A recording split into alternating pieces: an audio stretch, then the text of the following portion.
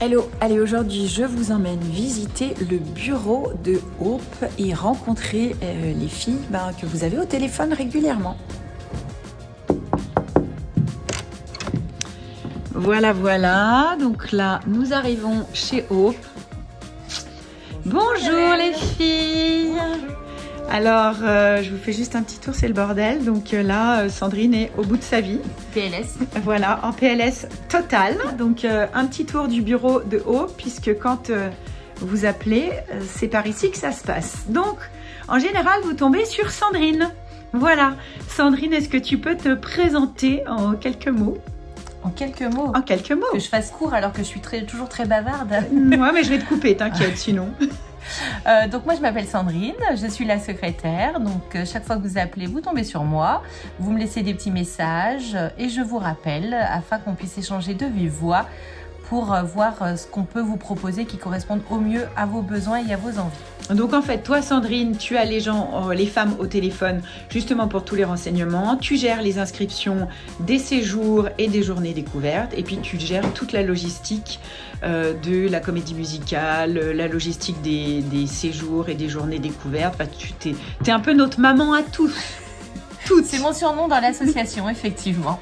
Quand tu as les femmes au téléphone, qu'est-ce que tu aurais envie de leur dire? Parce que des fois, il y a des gens qui disent on n'arrive pas forcément à vous joindre, on ne comprend pas forcément comment se passent les inscriptions.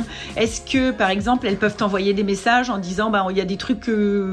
Est-ce que tu es dispo? Est-ce qu'il y a des horaires pour le secrétariat? Enfin, comment ça se passe? Alors effectivement, sur le répondeur, il y a les horaires d'ouverture du secrétariat. Néanmoins, évidemment, je travaille au-delà de ces horaires. Beaucoup. C'est juste pour essayer de couper et d'avoir un cadre. Néanmoins, voilà, vous me laissez un SMS, vous m'envoyez un mail, vous me laissez un message vocal ou simplement le fait que vous ayez appelé, ça apparaît sur mon téléphone et je vous rappelle. Je rappelle toujours, mais il faut être patient parfois parce que... Pendant que vous appelez et que je suis en conversation, généralement ça dure au moins 20 minutes, une conversation pour une inscription, de façon à ce que vous puissiez poser toutes vos questions et que je puisse vous apporter le plus d'informations pour que vous sachiez dans quoi vous vous engagez. Aline, tout au fond, voilà. Alors en quoi ça consiste ton job au quotidien? Alors mon job au quotidien, c'est d'entretenir du relationnel avec les partenaires existants et de trouver des nouveaux partenaires et des nouveaux financements via des nouvelles entreprises, des jeunes, des moins jeunes. Voilà, de mobiliser un maximum de gens pour lever un maximum de fonds. Alors ça, j'ai fait ça pendant 7 ans. C'est assez chronophage et c'est pas facile de se vendre. Mais toi, t'adores ça? Moi, j'aime ça. Ouais, je trouve que c'est challengeant et je suis compétitrice, donc j'aime le challenge. Donc quand j'ai une réponse qui est négative, en général, je retourne et je rattaque. J'aime pas trop, voilà, j'aime bien comprendre.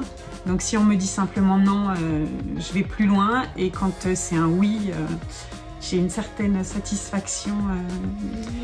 Mais voilà, non, en fait c'est génial. On a, comme dit Sandrine, on a une liberté d'action qui est fantastique. Une boss qui est à fond. Qui est un peu zinzin, mais c'est génial. Parce que tout ce qu'on met en place, en général derrière, ça débouche sur quelque chose. Et puis le fait qu'il y ait les chevaux, ça, voilà. Il faut dire que tu as pu tester l'équithérapie puisque tu t'es même remise à cheval. Ouais, j'ai fait une séance d'équithérapie au mois d'août. Et il y a quelques jours, je suis remontée à cheval avec énormément de plaisir et une sacrée fierté. Ouais. Tu nous fais un petit tour, tu nous fais visiter un petit coup là où on accueille les femmes? Oui. Alors je sais, tu vas dire que c'est le bordel, hein, mais voilà. Non, c'est pas mon genre. Voilà, comme ça. Allez, on y va. Donc vous avez ici, tu veux qu'on aille jusqu'au fond? Ouais, on peut. D'accord. Donc ici, évidemment, quand vous venez, c'est beaucoup plus propre et beaucoup plus rangé. Hein. Et puis là, surtout, il fait plus chaud. L'hivernage, on va dire. C'est beaucoup plus cosy parce qu'on met des... Vous pouvez voir que c'est très confortable. Montre comme il est vraiment, voilà. On met des... Il y a les plaids, il y a les coussins. Et là, vous arrivez dans la partie art-thérapie. Vous avez un univers qui est vraiment pour vous, pour la création, avec des peintures diverses, avec tout un espace. Voilà, vous avez des toiles, de la peinture sur t-shirt, on fait aussi de la peinture sur foulard qu'on peut mettre à sécher ici. Donc vous avez vraiment tout ce qu'il vous faut ici pour laisser libre cours à votre créativité.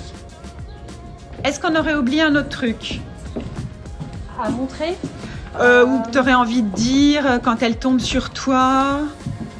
Qu'elles se sentent à l'aise. Mais généralement, les retours que j'ai, c'est plutôt positif. Elles sont heureuses d'échanger. Et voilà, et elles sentent toute la bienveillance de notre projet et la motivation qui est la nôtre pour les accueillir et puis les accompagner au mieux, quoi.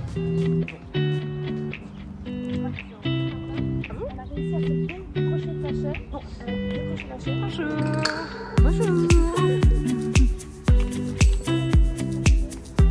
Et voilà la maison.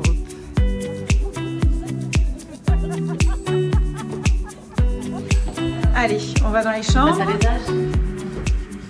Donc ton rôle à toi, c'est quoi en tant que responsable des séjours de Hope? Alors c'est l'organisation des séjours, le recrutement des intervenants, l'organisation des plannings et après c'est l'accueil des femmes et l'accompagnement des femmes toute la semaine. Donc, et toi, aussi de l'équipe. T'es un peu la maman de tout le monde, non? La maman et le papa.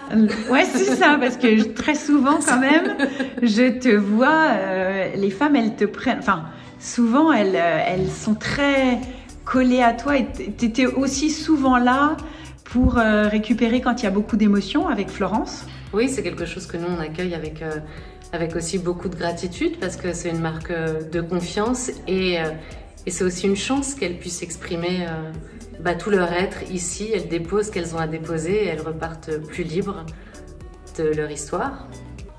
Moi, ce qui me plaît, c'est les rapports authentiques et vrais. Ici, on se met complètement à nu en fait. On exprime ses sentiments, on exprime ses émotions et ça révèle beaucoup d'humanité.